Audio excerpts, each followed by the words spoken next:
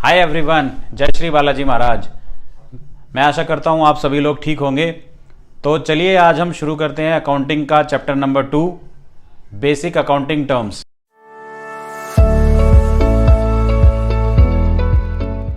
इस चैप्टर में से जो क्वेश्चन आएंगे वो तो काफ़ी कम मार्क्स के आएंगे, बट फिर भी अकाउंटिंग सीखने के लिए आपको ये चैप्टर याद करना बहुत ही ज़्यादा ज़रूरी है इसमें, क्योंकि अकाउंटिंग की टर्म्स होती हैं और वो आपके लिए बहुत ही इंपॉर्टेंट है।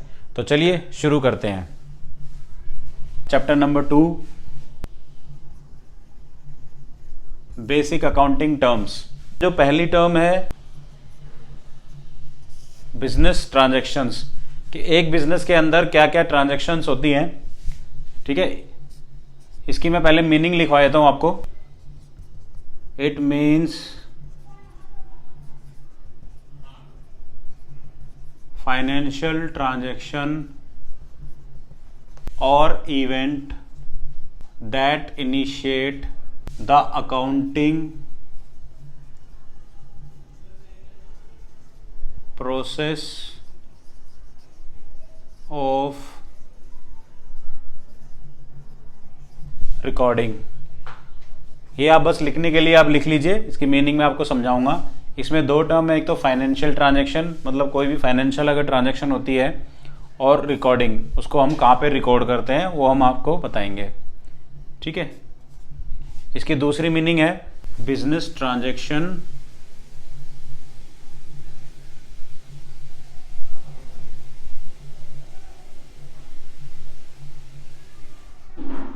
कैन बी क्लासिफाइड एज, जो बिजनेस की ट्रांजैक्शन है उसको हम दो पार्ट में डिवाइड करते हैं। फर्स्ट है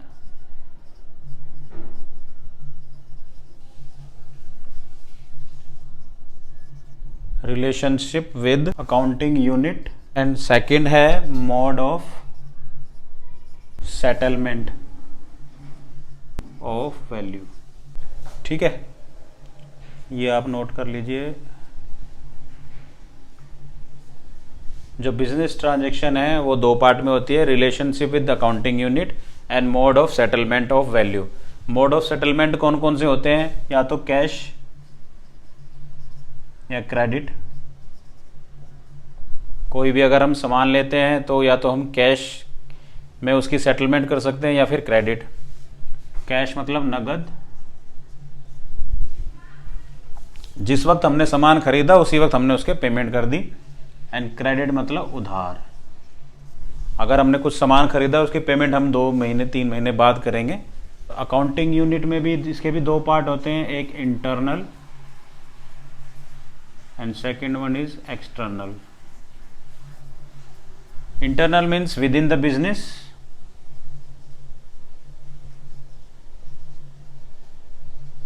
अगर कोई ट्रांजैक्शन हुई है तो, और ये आउटसाइड द बिजनेस।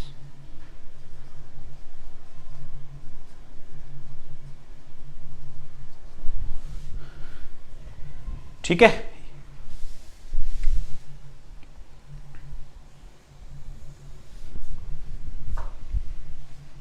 इतना समझ में आ गया आपके? फर्स्ट होती है business transaction, it means financial transaction और event that initiate the accounting process of recording. और उसमें बिजनेस ट्रांजैक्शंस में के भी दो पार्ट होते हैं, रिलेशनशिप विद अकाउंटिंग यूनिट, उसमें एक इंटरनल एक external. And mode of settlement में एक कैश सेटलमेंट होती है, क्रेडिट सेटलमेंट होती है। ये हम धीरे धीरे सीखेंगे। बिजनेस ट्रांजैक्शन बेसिकली वो होती है कोई भी ट्रांजैक्शन जिसमें मनी इन्वॉल्व होती है, उसको हम बिजनेस ट्रांजैक्शन कहते हैं। बिजनेस के अगर किसी अंदर में ही कोई ट्रांजैक्शन होती है, जैसे कि अगर हमने कोई डेप्रीशिएशन, अभी आप इसको भी लिख लीजिए, ये भी हम प्रॉपर पढ़ेंगे, बट डेप्रीशिएशन का मतलब होता है reducing of value in assets, तो वो हमारी इंटरनल ट्रांजैक्शन हो जाएगी। और अगर हमने किसी बाहर वाले के साथ कोई ट्रांजैक्शन करी है तो वो एक्सटर्नल ट्रांजैक्शन हो जाएगी। ठीक है, यहाँ तक को आपके समझ में आ गया होगा, आई थिंक सो। अब आ जाते हैं सेकेंड टर्म पे। सेकेंड टर्म है हमारी अकाउंट। इसकी मीनिंग लिखवा देते हैं। It is A records of transaction under a particular head. हमने लास्ट क्लास में भी सीखा था ना, IMRCSAC, तो इसमें आर के बाद एक आया था क्लासिफाइंग। तो क्लासिफाइंग में जैसे हमने सीखा था, ठीक है, इस बुक में हमने करी थी P P P S S S S P P P S P.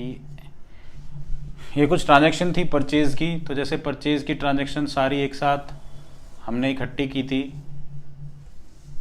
ठीक है, और इधर सेल्स की हमने ट्रांजैक्शन एक साथ की थी, आपको याद होगा। जहाँ पे हमने रिकॉर्ड की थी ये सारी सेग्रीगेट करके, परचेज वाली और सेल्स वाली, तो ये हमने कहाँ पे करी थी, लेजर, ठीक है। अकाउंट को दूसरा नाम हम लेजर भी कह सकते हैं। थर्ड टर्म है वो काफ़ी इंपॉर्टेंट है, उसे हम कहते हैं, उसका नाम है कैपिटल। काफ़ी इंपॉर्टेंट है, ये याद करना बहुत ज़्यादा ज़रूरी है, ठीक है। इसकी मीनिंग लिखवा देता हूँ मैं पहले। It is the amount invested in a enterprise by the proprietor. Proprietor के आप ब्रैकेट में लिख भी सकते हैं owner. It is the amount invested in a enterprise by the proprietor, मतलब जो भी अमाउंट बिजनेस को स्टार्ट करने के लिए ओनर या प्रोपराइटर के द्वारा एक बिजनेस में लगाया गया है, उसको हम कहते हैं capital. It may be in the form of money और एसेट्स।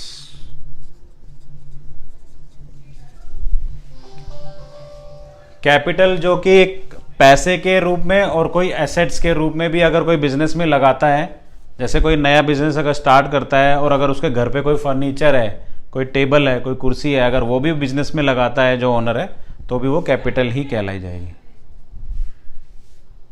थर्ड मीनिंग है it is also known as net worth owners equity. Capital का जो दूसरा नाम है उसको नेटवर्थ भी कहते हैं या ओनर्स इक्विटी भी कहते हैं, ठीक है। अगर कोई कल को आपसे पूछे कि एक बिजनेस में नेटवर्थ क्या होती है, तो वो ओनर्स की कैपिटल होती है, एंड ओनर्स की इक्विटी क्या होती है, तो वो भी ओनर्स की कैपिटल होती है। इसका एक फॉर्मूला भी होता है, वो मैं आपको लिखवा देता हूं। Capital is equal to assets minus liabilities.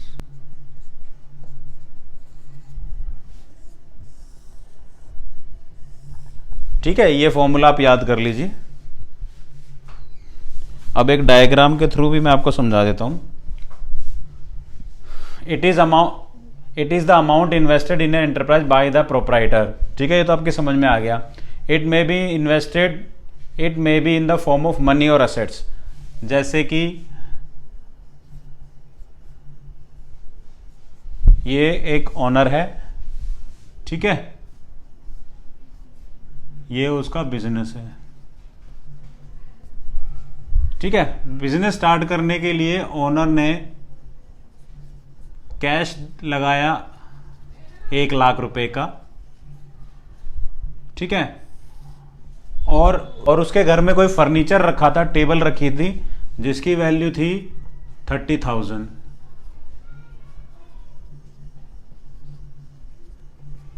ठीक है, तो इस ओनर की कैपिटल कितनी हुई? 1 lakh plus 30,000 is equal to 1,30,000। ठीक है, ये कैपिटल। ठीक है, समझ में आ गया। प्रोप्राइटर मतलब ओनर, ओनर मतलब मालिक। जो भी बिजनेस का मालिक होता है, अगर वो अपने घर से कोई कैश, अपने पास से कैश लगाता है या फिर अपने घर का कोई फर्नीचर लगाता है, तो उसको कैपिटल कहते हैं। ठीक है, कैपिटल का फॉर्मूला है एसेट्स माइनस लायबिलिटीज। लायबिलिटीज क्या है? लायबिलिटीज एक तरीके का बोझ होता है, वो भी हम समझेंगे थोड़ी देर में। ठीक है, मैं इसको रब कर देता हूँ। फोर्थ टर्म है ड्राइंग्स। ड्राइंग्स का सीधा अगर मैं लैंग्वेज में बताऊं तो पैसा निकालना, मीन्स बिजनेस में से पैसा निकालना फॉर पर्सनल यूज। अगर हम अपने पर्सनल यूज के लिए कोई भी पैसा निकालेंगे बिजनेस में से तो उसको हम ड्राइंग्स बोलेंगे। ठीक है, इसकी मीनिंग भी लिखवा देता हूं मैं आपको। It is the amount of goods taken by the proprietor owner for personal use. ये याद रखना आप, ये जरूर याद रखना, पर्सनल यूज के लिए अगर कुछ भी चीज निकाली जाती है, चाहे वो अमाउंट हो या फिर कोई गुड्स हो, चाहे पैसा निकाला हो या फिर अगर किसी को अपने फर्नीचर की वापस से जरूरत पड़ गई घर पे या कोई भी इमरजेंसी हो गई तो उसको हम कहेंगे ड्राइंग्स। सेकंड इसका मीनिंग लिख लेना, drawings also reduces the capital। Drawings से कैपिटल रिड्यूस हो जाती है, क्योंकि अगर हमने कोई पैसा निकाल लिया है या फिर कोई गुड्स ले ली है तो वो कैपिटल में से माइनस हो जाएगी। ठीक है, इसको भी एक ड्राइंग से समझ लेते हैं। सेम वही, ये ऑनर है और ये बिजनेस है उसका। उसने 1 लाख रुपए डाला था कैश और 30,000 की डाली थी गुड्स फर्नीचर, तो टोटल उसकी कैपिटल हो गई थी 1,30,000। अब उसने क्या किया, वापस से कोई इमरजेंसी आ गई अचानक से एंड उसने बिजनेस में से 20,000 विड्रॉ कर लिए फॉर पर्सनल यूज। ठीक है, तो अब उसकी न्यू कैपिटल कितनी हो गई,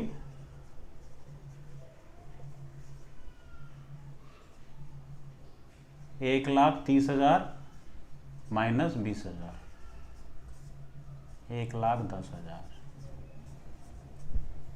ये अब उसकी न्यू कैपिटल है, क्योंकि उसने पर्सनल यूज के लिए 20,000 अपने बिजनेस में से निकाल लिए। ठीक है, अगर कुछ भी समझ में नहीं आता है तो प्लीज कमेंट बॉक्स में आप लिख सकते हैं। अब आ जाते हैं फिफ्थ। हमने लास्ट में आपको बताया था capital is equal to assets minus liabilities, right. अगली आपकी टर्म है लाइबिलिटीज। लाइबिलिटीज को हम हिंदी में कहते हैं बोझ, बर्डन। एक तरीके का बोझ होता है बिजनेस के ऊपर, बर्डन होता है। Liability means the amount owed या payable by the business.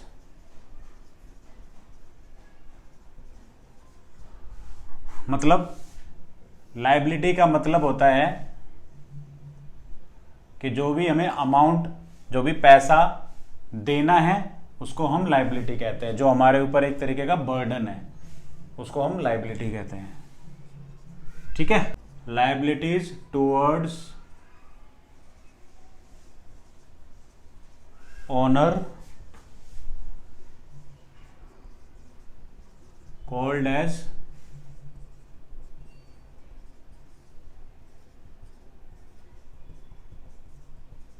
Internal liabilities.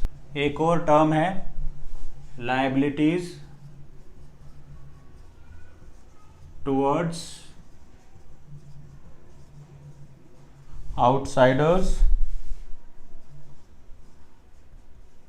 As called external liabilities. Liabilities towards owner, owner से जो लायबिलिटी है बिजनेस की वो है, जैसे ओनर ने अपना 1,30,000 बिजनेस में लगाया है तो वो बिजनेस वापस भी तो करेगा ओनर को, तो ये लायबिलिटी टुवर्ड्स ओनर होती है। उसको कैपिटल भी कहते हैं। कैपिटल भी एक तरीके की लाइबिलिटी है बिजनेस के लिए ओनर के प्रति। और and liabilities towards outsiders means जैसे अगर किसी बैंक से हमने लोन लिया है, किसी पर्सन से लोन लिया है, ठीक है, वो भी एक तरीके की लाइबिलिटी है, बोझ है, बर्डन है, वो भी पे करना ही है। अब जैसे ये ओनर है, इसको हम नाम देते हैं गौतम अडानी। गौतम अडानी का तो नाम आपने सबने सुना ही होगा। ये उसका बिजनेस है अडानी, ठीक है। अब गौतम अडानी ने अपने कैपिटल में 1,00,000 रुपए लगाए, फर्नीचर लगाया, ठीक है, तो उसके कैपिटल हो गई 1,30,000। अब यहाँ पे एक बंदे को गौतम अडानी कहता है, मान लो ये है अक्षय कुमार, कि भाई मुझे थोड़ा सा उधार दे दो, और अक्षय कुमार से उसने ले लिए 2,00,000 रुपए का लोन ले लिया। तो अब टोटल कैपिटल कितनी हो गई, टोटल लाइबिलिटीज कितनी हो गई टूवर्ड्स बिजनेस, 1,30,000 प्लस 2,00,000, 3,30,000, ठीक है। गौतम अडानी को भी बिजनेस ने पैसा देना है एंड अक्षय कुमार को भी पैसा देना है, तो टोटल लाइबिलिटीज कितनी होगी 3,30,000, ठीक है। यहां तक आपके समझ में आ गया, नोट कर लीजिए।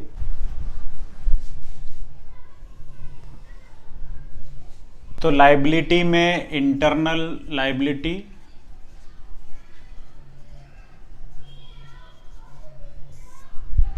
ये जैसे कि ओनर की तरफ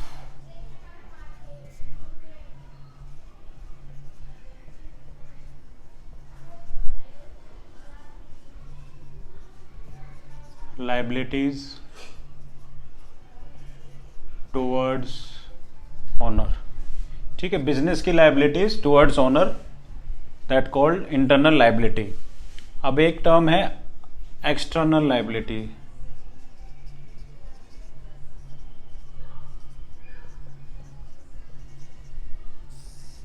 इसका जैसे कि लिखवाया था लाइबिलिटीज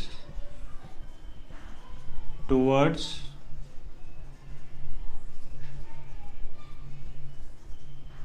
आउटसाइडर्स।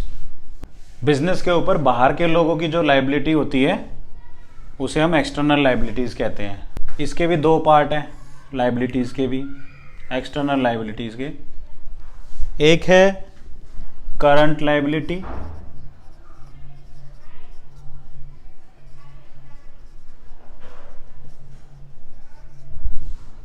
ठीक है, एक है नॉन करंट लाइबिलिटी।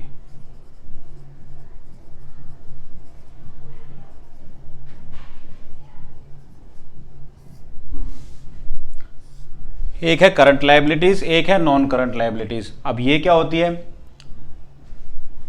जैसे कि वर्ड से ही पता चल रहा है, करंट लाइबिलिटीज मतलब जो नज़दीकी, जिस लाइबिलिटी को हमें पूरा करना है कुछ टाइम के अंदर, और एक है नॉन करंट लाइबिलिटी, जिस लाइबिलिटी को हमें पूरा करना है मतलब चुकाना है थोड़े ज़्यादा टाइम के अंदर। इसको कहते हैं, इसकी मीनिंग लिखेंगे लाइबिलिटी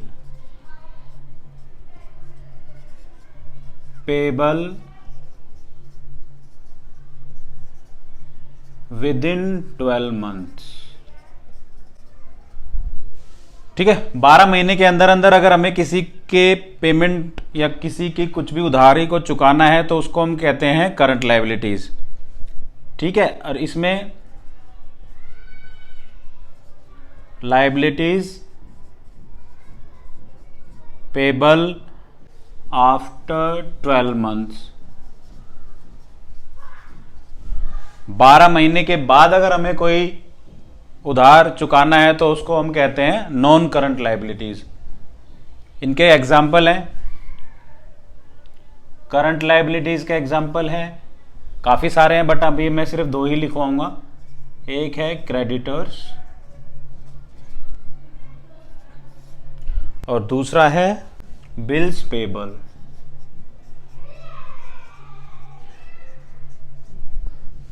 ठीक है, और नॉन करंट लायबिलिटीज का एक ही है, मैं जो लिखवाऊंगा आपको वो है बैंक लोन, जिससे आपको और अच्छे से समझ में आ जाए। जैसे कोई भी बैंक लोन देता है तो कोई साल भर के लिए तो देता नहीं है, ऑब्वियसली साल के बाद ही जमा करेंगे, तो बैंक लोन जो है वो हमारी नॉन करंट लायबिलिटीज में आती है।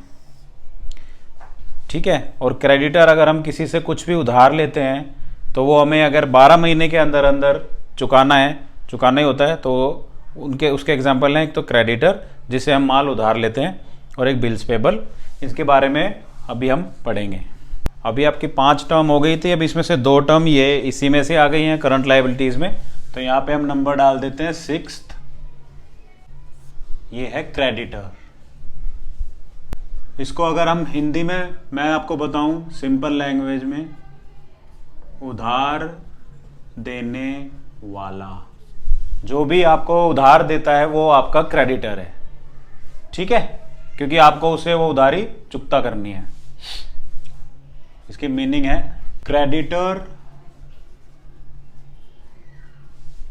Creditors are the person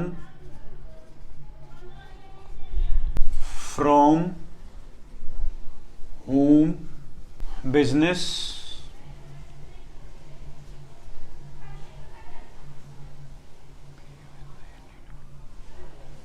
purchase on credit. Creditors are the person from whom business purchase credit. Business को चलाने के लिए अगर हमने कुछ भी खरीदा है, कोई भी गुड्स खरीदा है, कोई भी रॉ मटेरियल खरीदा है और वो उधारी पे खरीदा है, तो जिसने हमें उधार दिया है वो हमारा क्रेडिटर है। ठीक है, generally they are payable within 12 months, so they called current liability.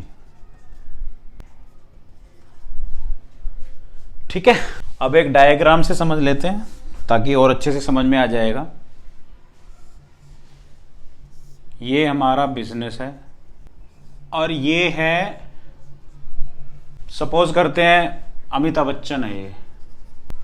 ठीक है, अमिताभ बच्चन कोई रॉ मटेरियल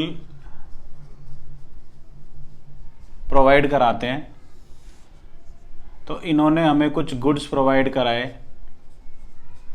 ₹30,000, कुछ 30,000 रुपये के हमें गुड्स प्रोवाइड कराए। तो हम क्या कहते हैं अमिताभ बच्चन को कि बच्चन साहब हम ये 30,000 रुपये आपको 3 महीने बाद देंगे, हम 3 महीने के अंदर अंदर आपकी पेमेंट कर देंगे। तो ये जो अमिताभ बच्चन है ये आपका हो जाएगा क्रेडिटर, क्योंकि इन्होंने आपको गुड्स प्रोवाइड कराए हैं और आपने इनको बोला है कि हम आपको पेमेंट करेंगे आफ्टर 3 मंथ्स, तो ये आपका हो जाएगा क्रेडिटर। ठीक है, अब यहीं एक कर लेते हैं बिल्स पेबल भी।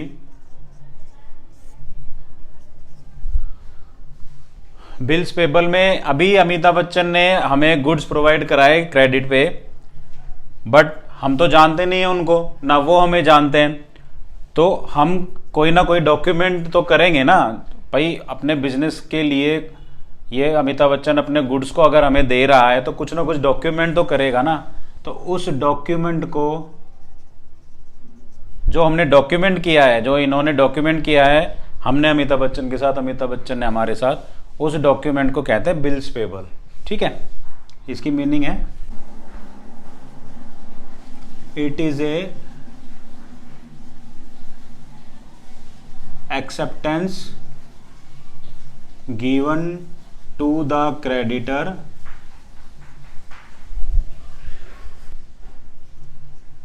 It is a current liabilities.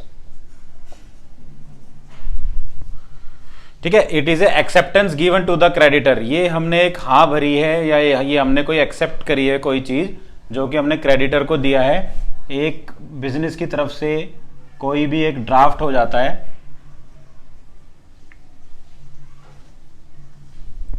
कोई भी कोई नोट हो जाता है जिसपे हमारे भी साइन होते हैं और ये हम क्रेडिटर को बोलते हैं कि भाई आप भी साइन कर दो। ठीक है, तो ये जो एक ड्राफ्ट है या कोई एक चिट्ठी है, उस चिट्ठी को बोलेंगे बिल्स पेबल।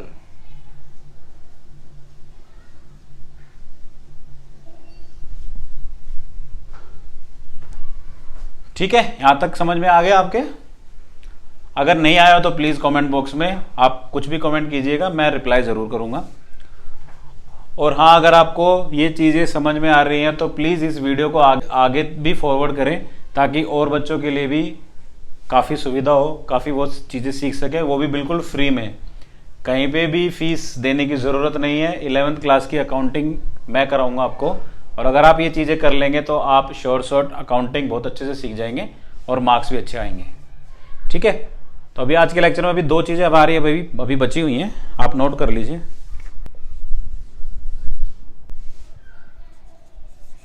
डेटर्स, ठीक है, इसमें बी जो है वो साइलेंट रहेगा, इसको हम लिखेंगे डेबिटर बट होता है डेटर्स। तो कभी भी किसी के सामने डेबिटर मत बोलना, डेटर्स ही होता है। ठीक है, डेटर्स को हिंदी में अगर मैं लिखूं तो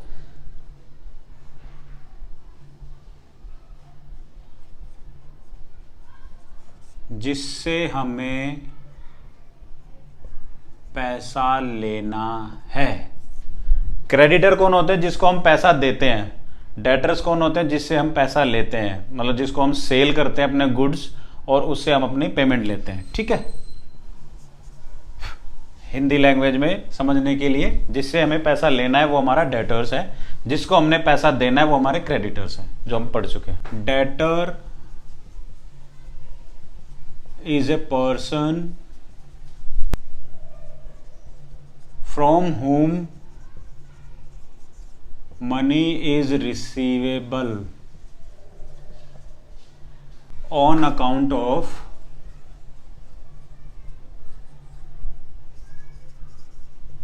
credit sale। अगर किसी को हमने उधार सेल करी है तो उससे जो हम पैसा प्राप्त करेंगे उसे हम डेटर्स कहते हैं। ठीक है, अगर हमने नगद सेल कर दी तो वो हमारे उसी टाइम पैसा मिल जाता है, तो वो डेटर नहीं होंगे। जिसको हमने उधार सेल करी है, ध्यान रखना। ठीक है, it is receivable with in 12 months, so it's called current assets। Debtors it's receivable with in 12 months, 12 महीने के अंदर अंदर जो हमें पैसा मिल जाता है वो करंट असेट्स कहलाता है।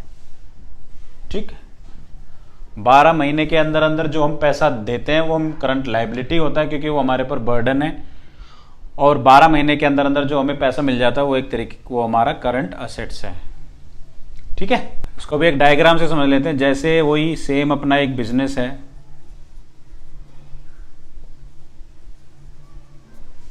और ये हमारी कोई पार्टी है जिसको हम सामान बेचते हैं। सपोज करो ये है अनिल कपूर। ठीक है, हमने इसको सामान बेचा 1 लाख रुपए का, कोई भी गुड्स सेल करी।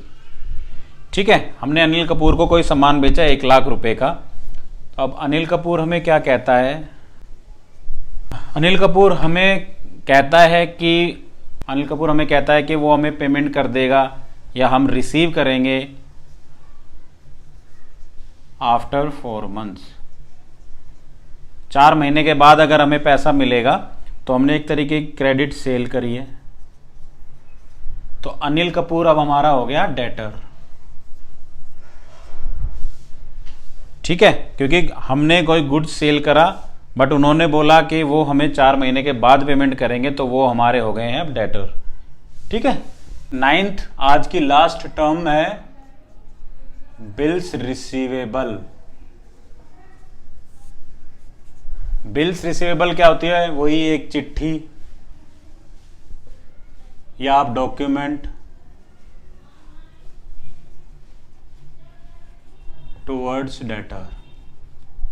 अब डेटर जो होते हैं वो भी हमें नहीं जानते ना हम उनको जानते, तो एक तरीके का डॉक्यूमेंट होता है, लीगल डॉक्यूमेंट होता है, उसको बिल्स रिसीवेबल कहते हैं। इसकी मीनिंग है acceptance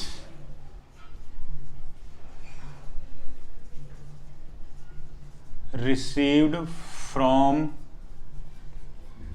debtor. It is a current assets. Bills receivable जो होती है वो आपके करंट असेट्स होती हैं, और एक acceptance received from debtor, same वही एक चिट्ठी या एक लेटर